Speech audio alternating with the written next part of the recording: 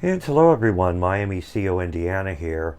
I did do a video showing how I made scrambled eggs. Today I'm going to show you how I make an omelet. A lot of people are scared of omelets for some reason. And I'm going to show you a very easy way to make an omelet. First thing you want to make sure you have a small pan. This is a 6-inch pan. Use a 6 or 8-inch diameter pan is fine.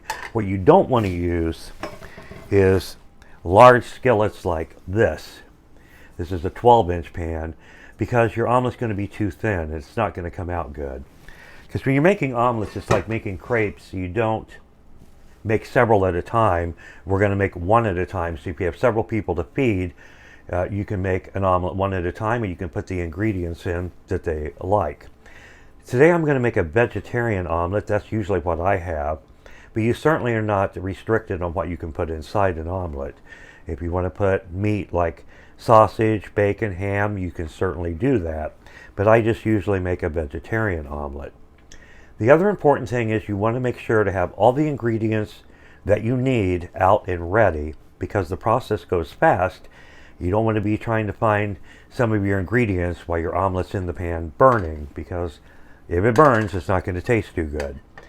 So what I'm going to use to make it, first thing I'm going to do with my pan is put a little butter in it and oil. And I use both butter and oil because butter does not have a high smoke point. And if your butter burns, it's not going to make your omelet taste very good. So I'm going to get me about a pat or a tablespoon of butter and put it in my pan. And I'm going to turn my stove, and I'm using an electric stove, on the medium heat setting, which is about number 5 or 6 if you're using an electric stove. Gas stove, just put your flame about the halfway point. You don't need it scorching hot to make an omelet. So I got my pat of butter in, and I'm also going to put in a couple teaspoons of avocado oil. This has a high smoke point, so it's unlikely that it's going to burn. You could also use canola oil, peanut oil. I would not use olive oil. Olive oil does not have a high smoke point, and you could risk burning the oil, and it's not going to taste good. So again, a teaspoon or two of avocado oil is going in the pan, and we're going to let that heat up. Then I'm going to show you what I'm going to make my omelet with. First, of course, you have to have eggs. This is a bowl. I have 3 eggs, and that's the normal amount for an omelet, is a 3-egg omelet. And the white is just a little milk I splashed in. I also have a little sea salt in the mix as well. Now this bowl has been sitting on the counter for about 20-25 minutes because you want to take the chill off the eggs. They just cook a lot better if you do. Straight out of the refrigerator cold egg is not going to give you the same results. I also diced up some fresh tomato I'm going to have in my omelet. And I use, for convenience, the frozen section. You can get the 3-pepper and onion blend. So it has your red, your green, and your yellow peppers and your onion all in here. Since it is frozen, I need to unfreeze this and saute them a little bit. So that's the first step I'm going to do. And of course, an omelet's not an omelet without cheese, and I prefer cheddar cheese. I use mild cheddar, but you can use sharp cheddar or any cheese you like, or any blend of cheeses that you prefer. Normally I put mushrooms in mine, but I don't have any today, so I'm not going to be using that. So I'm getting my butter and my oil heated up. The next step I'm going to do is saute my peppers and onions, since they are frozen right out of the freezer. So I'm going to sprinkle in a decent amount of those, and we're just going to soften these, get them thawed out, and cook just a little bit. Because if we put them in the middle of an omelet, then you're going to have cold vegetables when you start eating your omelet. We don't want that. So I'm just going to kind of soften these and get these thawed out. While that's going on, I'm going to beat my eggs. Now I use a fork, you can use a whisk, but you do want your eggs beaten well. So it's not lightly beaten. When you make an omelet, you want to get some air in the mix. That's what gives you a more fluffy omelet. If you just lightly beat them, you're going to have a more dense egg, and that's really not how an omelet should be. It should be fluffy. So I'm going to go ahead and beat my egg here. So we're going to give it a good beating. Again, this is just 3 large eggs, a splash of milk, and a pinch of sea salt. That's all it is. So we'll get that all stirred up there while the vegetables are thawing out. And if you kind of lift the fork as you're going, that kind of aerates it, and you want a little air in your mixture there. I do not put pepper in my egg mixture because I don't like the black speckles when I make an omelet. If you don't mind that, you can certainly put pepper in there. I put pepper on my omelet after it's cooked. So you see this is starting to sizzle now. So those are softening and getting cooked up. So we're about at the stage we need here. And I'm going to actually remove these from the pan, and then we'll get our egg mixture in and we'll put it all together. So I'm just going to go a little bit. Boy, it's amazing just the pepper and onions, the smell that you get just sauteing the pepper and onions. It smells really good. And I love the 3 pepper mix because actually red pepper, green pepper, and the yellow peppers, they all do have a little different flavor. And I like to have the mix of all of them. Okay, so you see those are kind of sizzling away. They're definitely hot and they're thawed out. So I'm just going to remove these and put them on my plate over here. So I'm just scooping out the peppers I just sauteed and getting them out onto the plate. You still see rather that I do have a lot of butter and the oil left in there, plenty for my omelet. We're going to let that come back to temperature a little bit, and then we're going to put the egg mixture in. You see it's bubbling. Again, we don't want to burn the oil. So we're going to dump the entire 3 egg mixture in.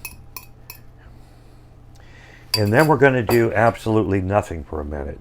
Just let this set so it starts setting up and cooking. And then we're going to do the same thing if you watch my scrambled egg video. Pull from the side and tilt the pan to get the uncooked egg underneath. But we're going to let it go just a little bit until you start seeing bubbles around the edges. Then you'll know that it's starting to cook, and you can lift up and tilt the pan to get the uncooked egg under. The only other thing I have with my omelet, usually I have it on my plate already, is an English muffin. If you are watching carbs, just eat the omelet. The omelet's going to have very low carbs in it. Eggs don't have very much. You see how it's starting to set up? This is when I can tilt the pan and start getting the uncooked egg to the bottom of the pan. I do that all directions. And this, your omelet doesn't have to look perfect either. People, are always scared that their omelets don't look good. Well, they're going to taste good. So don't be scared if you have a little rip or tear or anything. When we start getting to this stage where a lot of our egg is starting to cook, we'll go on to adding our ingredients in. So again, I'm just lifting up, tilting the pan. And this is where I take my temperature and even turn it down a little bit more. So now I'm on number 4 out of number 10 on an electric range. Gas stove, you just want to turn your burner down just a little bit because we don't want to scorch the bottom of our omelet. So again, I'm just picking up, letting the uncooked run under, and we're about to the stage where we can start adding our ingredients. When I add the ingredients to my omelet, I don't cover the entire omelet. I do an imaginary halfway line, and I'm going to put everything on 1/2 of it. Now, and those peppers are really hot. So I'm going to put my peppers that I sauteed and thawed on first. Then I have my fresh tomato I diced. I'm going to put that in. As you see, I'm trying to keep it on one side. And of course, last, you can't have an omelet without cheese. I'm going to put a nice amount of cheddar cheese. Now, when you get to this stage, the reason I do it on the halfway point, it's much easier kind of scoot it over there to flip over your omelet that doesn't have a bunch of ingredients on it, making it really heavy. So you just fold it over. I kind of pat it down. And this is going to melt your cheese and get all the egg inside completely done. And then we're going to flip the whole thing. If some of it falls out, don't panic. It's okay. It's okay. In fact, I'm going to get me a bigger spatula just so I have more of a grip here. Just get under the whole thing, take your pan, and just give it a flip. Yep, we lost some of it, but it's okay. We'll get that off there so we don't get a burn. But you can kind of just form it back together. But you see how the cheese is all melting and everything? And let me tell you, it's going to taste delicious. My omelets always bleed out because I like a lot of cheese in my omelet. If you didn't put that much cheese in, you wouldn't have a big blob coming out. And it's pretty much done. The easiest way to get it out of the pan is just pick up the pan and just take your pan, tilt your pan, and just slide your omelet out. Again, the omelet may not look perfect, but let me tell you, it's going to taste delicious. And that's how I make my omelets.